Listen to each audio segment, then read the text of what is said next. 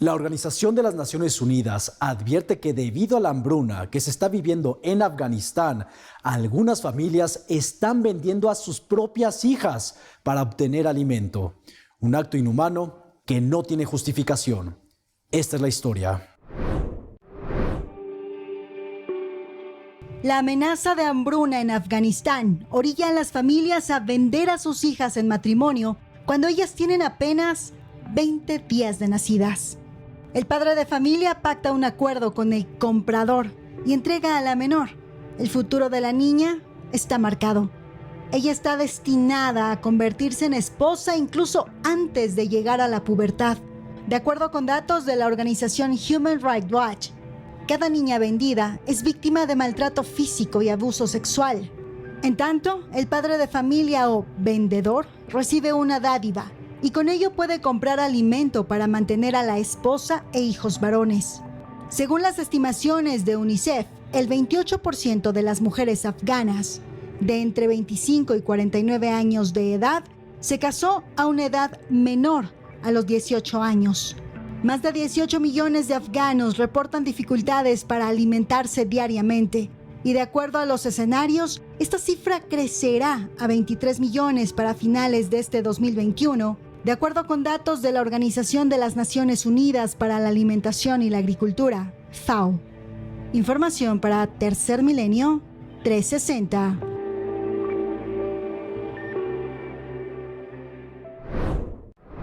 La explosión que se vivió el día de ayer en una mina en Siberia, en Rusia, ha dejado a más de 50 personas sin vida, entre los que se encuentran 6 rescatistas.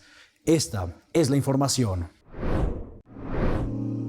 Al menos 52 personas, entre las que se encuentran 6 rescatistas, han muerto en el accidente de la mina rusa Lizvasnaya en la región de Kemerovo, en Siberia, después de que el hollín que se encontraba en los ductos de ventilación se incendiara. El incidente, que se produjo el día de ayer a 250 metros de profundidad, una profundidad que representa 25 metros más que la Torre Mayor en México, en donde al momento del siniestro se encontraban trabajando 285 personas, de las cuales 49 de ellas pudieron ser evacuadas de manera casi instantánea para ser tratadas por intoxicación de humo, provocó la pronta movilización de los servicios de emergencia. Por su parte, dichos servicios de emergencia comunicaron que 4 de esas 49 personas se encuentran en condiciones críticas. Al mismo tiempo, un operario de la mina dijo a última hora del jueves que nadie quedaba con vida dentro de la mina, después de que se diera a conocer que el número de fallecidos había incrementado de 46 a 52, número que incluye a los 6 integrantes del equipo de rescate que perdieron la vida por asfixia. Aunque el día de hoy por la mañana, el ministro de Emergencias, Alexander Chupryan, confirmó el milagroso rescate de un minero con vida, el cual ya se encuentra siendo atendido por los servicios de emergencia. Por su parte, el presidente ruso Vladimir Putin declaró que el accidente de la mina es una gran tragedia y agradeció el trabajo de los servicios de emergencia, al mismo tiempo que las autoridades de Kemerovo decretaron 3 días de luto que comenzarán el día de hoy en honor a los mineros y rescatistas fallecidos en el lugar. Información para Tercer Milenio 360. Autoridades de Corea del Sur ya discuten la posibilidad de prohibir el consumo de la carne de perro en su país. Una buena noticia para nuestros amigos peludos. El primer ministro de Corea del Sur, Kim Bok-yum, anunció que el gobierno coreano formará un grupo consultor integrado por activistas, civiles y otros funcionarios para discutir la eventual prohibición del consumo de carne de perro en Corea del Sur. De acuerdo con las autoridades coreanas, el incremento de las protestas contra el consumo de carne de perros y otros animales, además del aumento de animales de compañía en Corea del Sur, han elevado las alarmas sobre el consumo de las mismas, por lo que buscarán acabar con esta cruel tradición en este país asiático. Las autoridades coreanas mencionaron que este grupo constará de al menos 20 integrantes que tendrán diferentes juntas y realizarán diversas encuestas públicas para tomar en cuenta la opinión de la población para prohibir el consumo de la carne de perro. Lamentablemente, las encuestas preliminares han revelado que en la actualidad el 48.9% de los surcoreanos se oponen a la implementación de una ley que prohíbe el consumo de la carne de perro, mientras que el 38.6% restantes están a favor de la iniciativa que podría poner fin a la cruel tradición del consumo de carne de perro en Corea del Sur. Seguiremos informando para Tercer Milenio 360. Dos estudios científicos presentados por Monsanto nos dicen que el herbicida glifosato no es dañino para la salud de las personas. Esto a pesar de que en el 2015 la Organización Mundial de la Salud catalogó al glifosato como posible cancerígeno. Monsanto no debería ser juez y parte en este tipo de estudios, pues es el titular de las patentes del glifosato. Dos estudios patrocinados por Monsanto, el titular de la patente original del glifosato y fabricante del popular herbicida Roundup, realizados en 2016 y 2020, ahora son considerados como científicamente confiables, a pesar de que en 2015 la Organización Mundial de la Salud señalara a este herbicida como un potencializador de cáncer en el ser humano. Los dos estudios son una mirada a cómo las grandes compañías, que con tal de seguir comercializando sus productos, que en este caso está demostrado en un reporte de la Organización Mundial de la Salud de 2015 donde se detalla que la continua exposición al glifosato y sus derivados alteran las células del cuerpo humano, potencializando la aparición de cáncer, patrocinan estudios que contradicen las versiones que dicen que sus productos son altamente tóxicos para la salud humana. Los estudios patrocinados por Monsanto para continuar la producción, venta y distribución de glifosato nos demuestran una vez más cómo las empresas multimillonarias quieren continuar lucrando con productos que son altamente dañinos para la salud. Recordemos que recientemente ciudadanos norteamericanos presentaron y ganaron demandas multimillonarias que ascienden a más de $2.000 millones tras contraer cáncer por estar en constante contacto con el glifosato. Al momento, los principales comercializadores de glifosato, entre las que se encuentran la farmacéutica Bayer, aún no han emitido comentario alguno sobre los estudios, dado que se encuentran esperando una resolución judicial que les permita continuar vendiendo sus productos de glifosato al público. Información para Tercer Milenio 360. Científicos de la Universidad Estatal de Oregon afirman que el calentamiento global generará nuevos ecosistemas en el mundo, especialmente en los océanos. Esta es la información. De acuerdo a una nueva investigación realizada por la Universidad Estatal de Oregon, los ecosistemas en los océanos están cambiando drásticamente debido a la actual crisis climática. Esto ya que los océanos absorben el calor de la atmósfera, lo que provoca que el calentamiento del agua afecte las profundidades marinas, impactando seriamente y poniendo en riesgo la biodiversidad de los océanos. Entre los impactos ante el cambio climático se encuentran devastadores eventos como el blanqueamiento de corales, mismo que ha provocado que diversos animales marinos se desplacen a nuevas áreas para sobrevivir, ya que el calentamiento y acidificación del mar los debilita y los hace más vulnerables a enfermedades. La investigación ha brindado información importante a las comunidades científicas, autoridades políticas y a los protectores de hábitats sobre cómo las condiciones cambiantes del océano podrían afectar a las especies marinas y eventualmente al ser humano. Sin embargo, estos datos indican que estos cambios harán que algunas especies se adapten a los nuevos ecosistemas a pesar de su alteración, aunque otros desaparecerán o dejarán de ser como los conocemos hasta el día de hoy. Información para Tercer Milenio 360. Un ejemplar del lobo gris en los Estados Unidos que realizó una caminata de 1.500 kilómetros desde el estado de Oregon al estado de California, una región donde no había sido vista su especie hace más de 200 años, desafortunadamente fue atropellado en una autopista en California. Esta es la historia.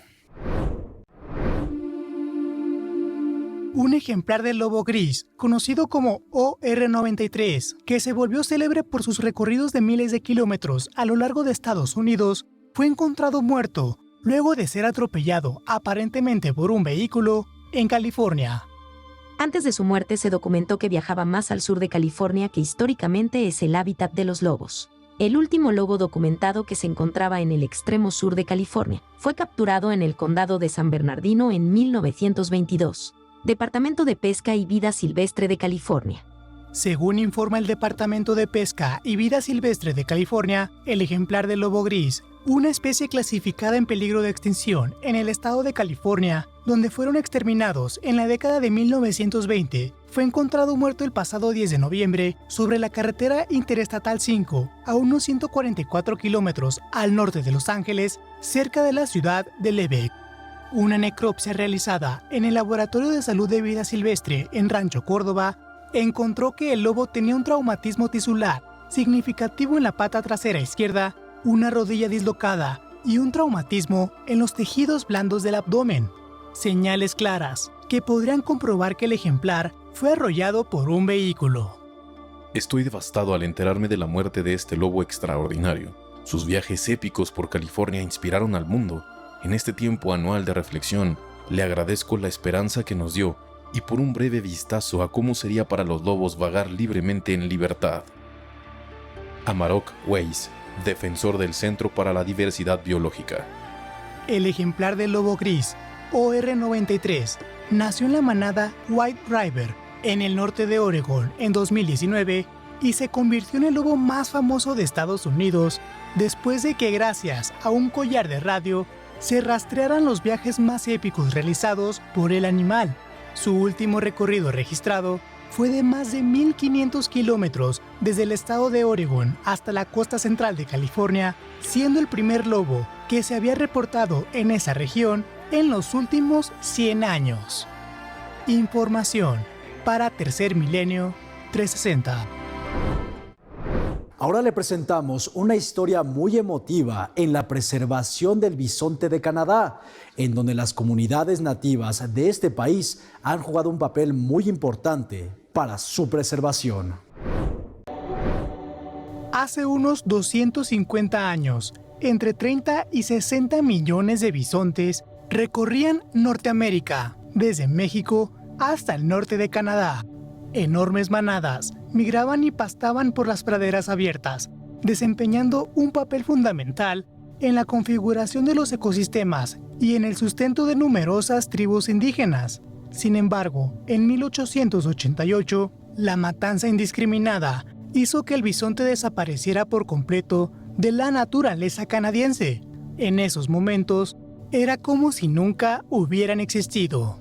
No obstante, la historia del bisonte en Canadá no termina con esta desafortunada situación.